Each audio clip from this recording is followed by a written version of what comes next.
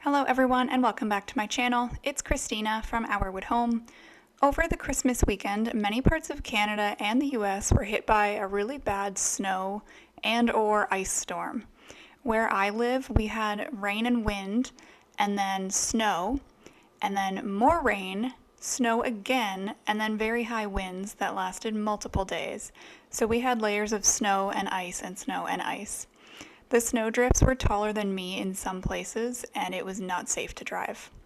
I check the weather every day, so I knew ahead of time when this storm was supposed to hit, and I did my usual preparations, which are pretty much the same for a storm in any season, not just winter. What I did was filled my empty water jugs with tap water for us and the pets to drink. I made sure that I filled up watering cans for the chickens. That's how we bring them their water in their coop. I also have a very large water tote that is filled and kept in the bathroom for flushing the toilet. I made sure that all of my flashlights were tested and brought to a central spot in the house. Canned food was brought up from the basement to the kitchen for easy meals. Firewood was brought in. Extra blankets were brought out of storage. The snow shovels were within easy reach outside since the forecast was calling for a lot of snow.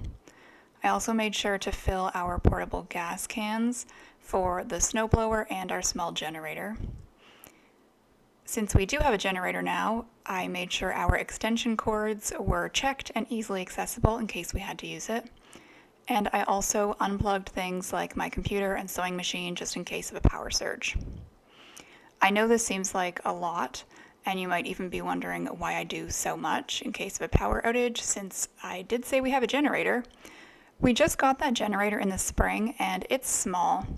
We can plug 3 extension cords in, so we do our big freezer in the basement, my husband's game freezer, and then we run a cord up to the living room just for some lights.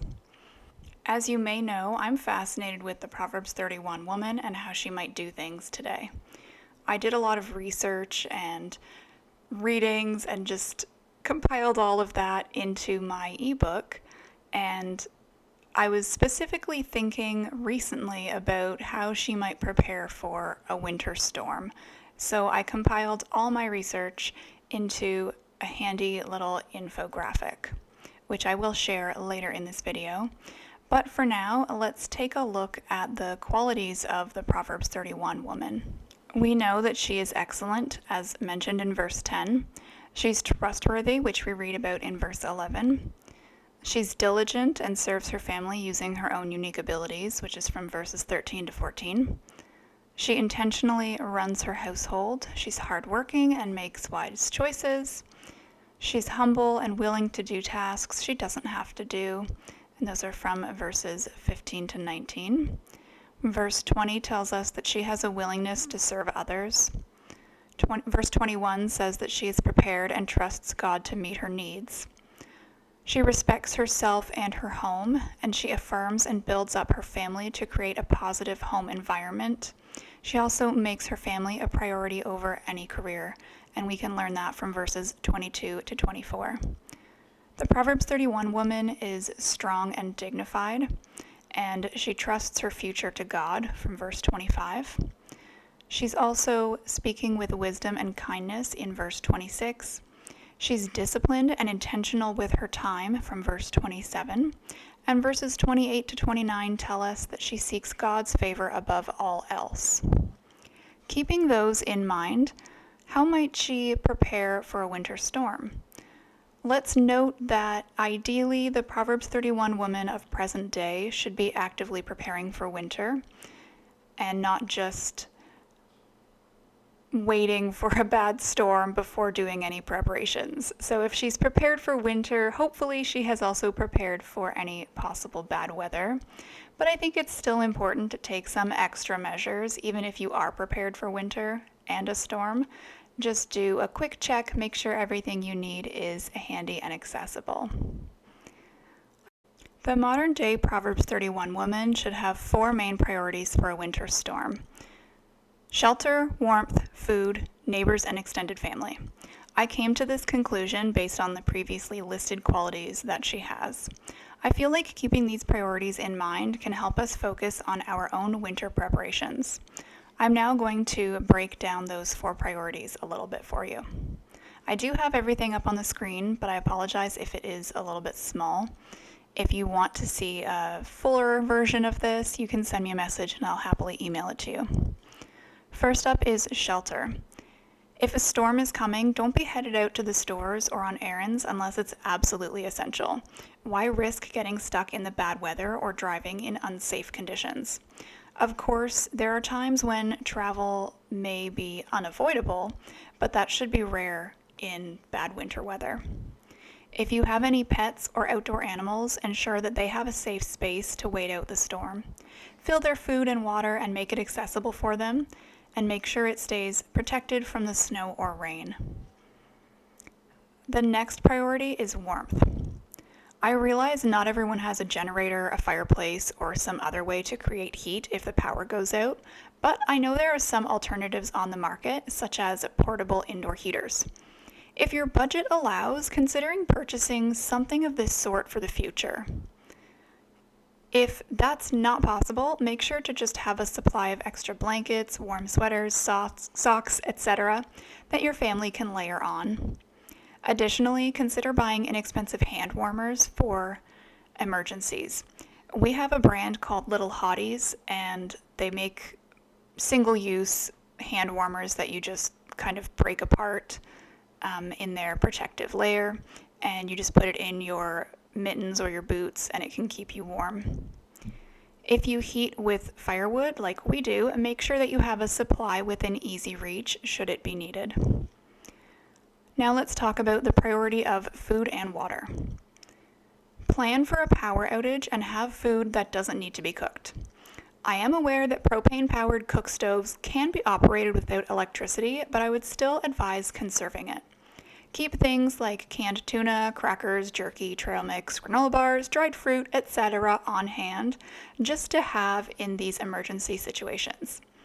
If you have access to a propane barbecue or a camp stove, you may wish to have some store-bought canned soups at the ready that you can heat up on those appliances. But of course, be sure to only use those things outside. They are not safe for indoor use. One of the reasons I love to can my own food is so that we have a shelf-stable meal in case of an emergency. I can open a jar of chili or stew and heat it on the wood stove. Ensure you always have extra pet food as well. Obviously, it's important to have water for everyone to drink, but consider a source for things like washing hands, brushing teeth, and even flushing the toilet. Honestly, flushing the toilet is not a top priority for us when there's no power, but we're just a 2-person household, so if you have a larger family, you may want to prioritize the ability to flush often. Now, I did mention at the start of this video, I have empty water jugs that I save specifically for filling with tap water in case of a power outage. These are just large 4-liter bottles that we've just saved and reuse. Of course, if you choose, you can just buy bottled water to keep for emergencies and then replenish it as necessary. But I find this works best for me, so you do what works best for you. The last priority I want to talk about is neighbors and nearby family. Where we live, all of our close-by neighbors have generators for a power outage and big tractors for plowing their driveways, so maybe they should be checking up on us during bad weather. Still, we keep an eye on things to see if anybody needs help shoveling their steps or pushing their truck out of a snowdrift. Our parents and our siblings all live 45-minute drive or more away from us and in bigger cities, whereas we live in the country. So it's not possible to physically check on them in bad weather, but we make sure to check in on the phone and stay in contact. Once the roads are safe to drive, we'll offer to help with snow clearing for our family if needed, and also our neighbors once it's safe to venture out. You can do similar checks on the people who live close by to you. Part of being a modern-day Proverbs 31 woman is planning ahead so that when situations arise, we can calmly react and look out for our family. If you have been wanting to emulate the Proverbs 31 woman but weren't sure where to start, might I suggest using this list as your guide? I want to leave you with a passage from Proverbs 31, verse 27 to be specific. She watches over the activities of her household and does not eat the bread of idleness. I hope you found this video interesting and informative, and that it encourages you to rethink how you can prepare for a winter storm. I go into greater detail about how the Proverbs 31 woman would prepare for winter in my ebook, which is available at links in the description of this video, or you can send me an email and we can arrange a payment and purchase that way. Thank you for watching this video, and if you liked it, I would appreciate a comment or a thumbs up. And if you haven't subscribed, I hope that you consider subscribing. And be sure to turn on notifications so that you don't miss any upload that I do. Again, thank you so much for watching, and have a great rest of your day.